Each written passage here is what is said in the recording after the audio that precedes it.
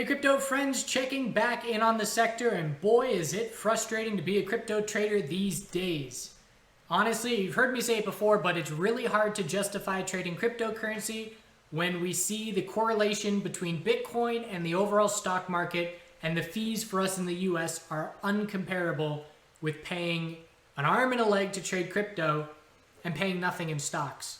Again, if crypto were making moves that, 10% a day and the market were doing nothing, I would absolutely pay the fees to be trading that volatility. But the S&P 500 today, I'm looking at down 15%, 12%, 11%, the entire market down 5.7%, and Bitcoin's doing the same thing. So Bitcoin correlation has picked back up with the S&P 500. We saw an FOMC reaction to the Fed announcement yesterday. It was almost like Bitcoin was doing a bad job of lagging the S&P 500. It was a bit off, but it was doing very similar things. And if you look at the 15-minute time frame from yesterday, I'm not going to prove all the examples, but just go back to yesterday, look at the 15-minute time frame on what Bitcoin did at that point in time, and look at what the S&P 500 did, because it shot up, it then pulled back, it then formed an equilibrium, and then overnight the S&P 500 dropped. Bitcoin held on a bit longer. So this is what I'm talking about, with it almost doing a bad job of correlating. Bitcoin, at this point in time right here, this is very similar action. And then right now, the S&P 500 is dropping hard overnight. Bitcoin's not doing anything. And then Bitcoin joined tonight, or over today. So what else has been frustrating about Bitcoin is these 5-minute breaks of resistance straight into triggering algos and bots to just dump the price 4% in one 5-minute candle. That does not happen in liquid markets. You can't do that in liquid markets because there's either market makers or traders in the order book to absorb that kind of selling. So it is absolutely being taken advantage of by bots and algos and traders because of the illiquidity. So obviously you can tell at this point, I'm pretty frustrated with this market, this crypto market, as far as a trading perspective. Again, you got to view it completely different. Fundamentals and trading. And from a trading perspective, you're not going to get any serious traders, which means you're not going to get liquidity, which means you're going to have this kind of action continue. And as long as fees are high and as long as there's a lack of liquidity, it's going to be really hard to get people to trade this market. You're going to have to see volatility that you can't get in the stock market. And again, we don't have that right now. Why are we correlating back to SPY over the last 2 days? We saw the previous correlation a couple months ago and then it faded. What happened? Why are we correlating again? Fear. Fear leads to significant correlations. When you're looking at just the stock market, when you're seeing a ton of volatility to the downside, everybody's doing the same thing. All those bots and algos are linking up. In this instance, we are seeing fear lead to Bitcoin and S&P 500 correlation, in my opinion. So again, we're going to always watch it because eventually this correlation is going to break again. It's not here forever. But one of the things I've said recently is the most bearish thing that can happen for the cryptocurrency space, in my opinion, is a prolonged and consistent correlation to the S&P 500. Because again, what's the point at that point? So it remains to be seen. I don't mean to talk smack about crypto. I'm just telling it like it is from a trader's perspective of what's going to have me interested in trading this market. And right now, it is not marking really any of my checkboxes. The only checkbox that's being marked is volatility, but I look over at the stock market and say, there's just as much, if not more volatility. I can trade CCL, Carnival Cruise Lines. Today it traded almost $1 billion, more than $1 billion. So if I can have $1 billion of liquidity on something that's doing 15%, and Bitcoin with way less liquidity, way more fees, and a less percentage move, again, it just doesn't make sense. So where do we stand bigger picture? My rant is over. Let's look to technical analysis. So we've lost our daily higher lows, which means zoom out to the weekly time frame, and weekly consolidation is now underway. We've got 86.32 as a support, and let's go back to the daily here. There's 86.32, 81.06 after that. And if we want to condense it down to the 2-day time frame, smooth things out a little bit, we can see that we tightened up, we broke resistance with no follow through, and now we're coming down to test some support levels. Bulls really want to hold 86 to remain in a tightening range. If we see further weakness from here, I will be considering this a double top at 10,500 and 10,400. And the question then remains, where does our new base of support get established? Bitcoin dominance chart. sideways, trying to form a weekly higher low, but not nearly enough convincing action on the daily time frame to say that that weekly higher low has been established just yet. But if we can get this bull move over 66.46, it'll start to shape up the weekly higher low potentially being set. ETH, bear break, high, low of the pullback, right off daily 12-period exponential support, failed to break resistance, broke support. Zoom out, we're now in a daily downtrend, weekly consolidation underway. Anything above 176 is a weekly higher low. The good news for the bulls is they have tons of space to work with. Look at this monthly chart. I actually like the 2-week better. 2-week chart, high, low. Is this our lower high? Certainly looks like it. Look at the S&P 500. High, low. Is this our lower high?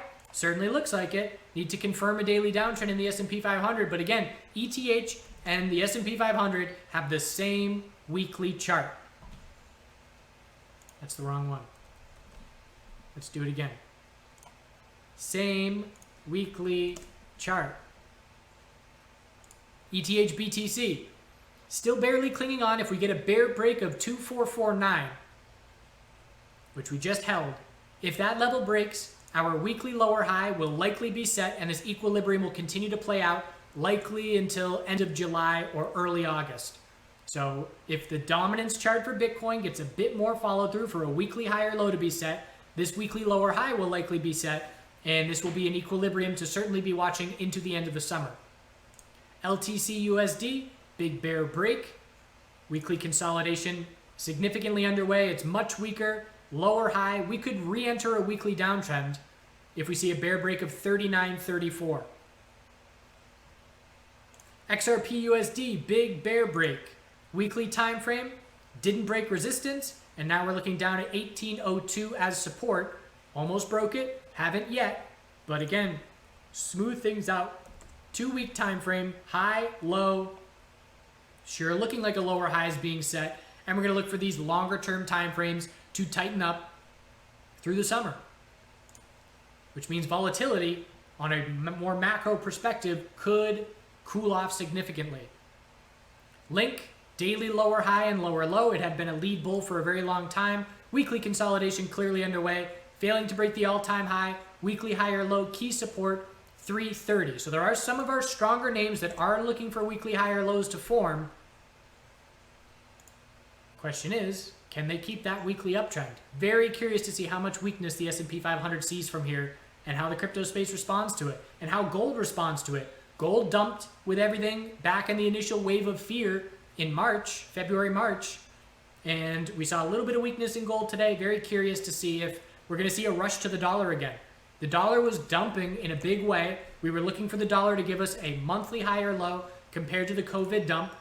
That level was 94.65, and we are currently starting a daily oversold bounce, and this is money leaving equities and heading back into cash. Starting this bounce, if we can change the daily trend, the odds of our monthly higher low being set will increase, and just like everybody else, we're going to be anticipating a tightening longer term range through the summer.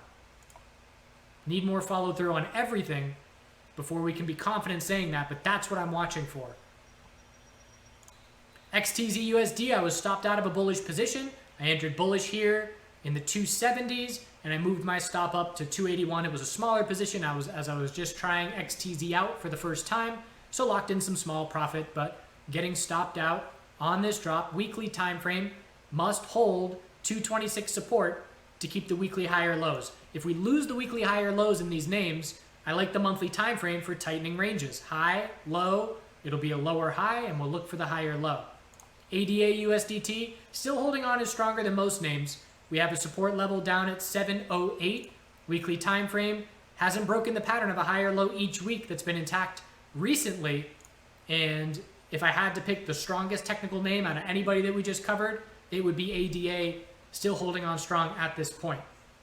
So like I said, again, a bit disheartened, not interested in trading the space. I've got my 1.5% of my net worth in a no-touch cryptocurrency position that I'm just going to let ride.